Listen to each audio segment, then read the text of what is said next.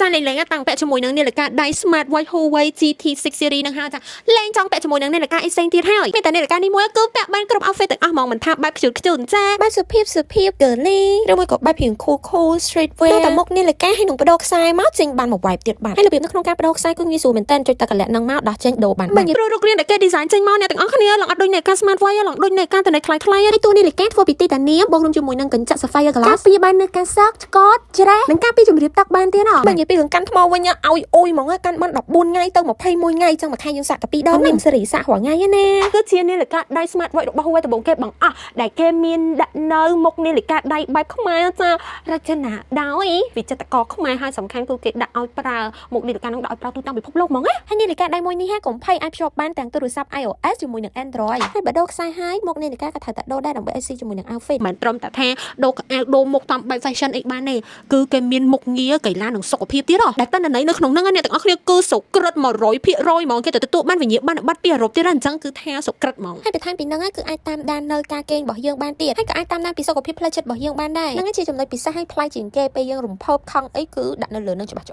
ហ្មងអញ្ចឹងអ្នកមានសង្សារបកាយងយក៏ទិញអាហ្នឹងឲ្យទៅមុខងារសម្រាប់អ្នកហាត់កីឡាវិញគឺពិសេសមែនតើចុចតាមមួយคลิกហ្នឹងមកគឺថាមានជំរើសជាច្រើនឲ្យយើងរើសហើយអ្នកទាំងអស់គ្នាមិនថាអ្នកអស់គ្នាជាមនុស្សចូលចិត្តជិះកង់ដើរហាត់ប្រាណរត់ហើយក៏មានដំណឹងល្អដែរណាបើសិនជាអ្នកគេចាប់អារម្មណ៍ជាមួយនឹងនាឡិកាដៃ Smart Watch Huawei GT6 Series នេះហាអ្នកអស់គ្នាអាចធ្វើការទិញបានហើយទទួលបាននៅការបដោះជូនពិសេសមែនតើអ្នកទាំងអស់គ្នានឹងទទួលបាននៅ Huawei Care Plus ដែលមានន័យថាបើសិនជានាឡិការបស់យើងហ្នឹងមានខូចនៅផ្នែកកន្លែងណាមួយក្រុមហ៊ុននឹងធ្វើការបដូរផ្នែកនឹងជូនហ្មងចា warranty គេហ្នឹងចារយៈពេល1ឆ្នាំពេញត្មងសម្រាប់1ឆ្នាំដំបូងហើយដូរដោយឥតគិតថ្លៃហ្មង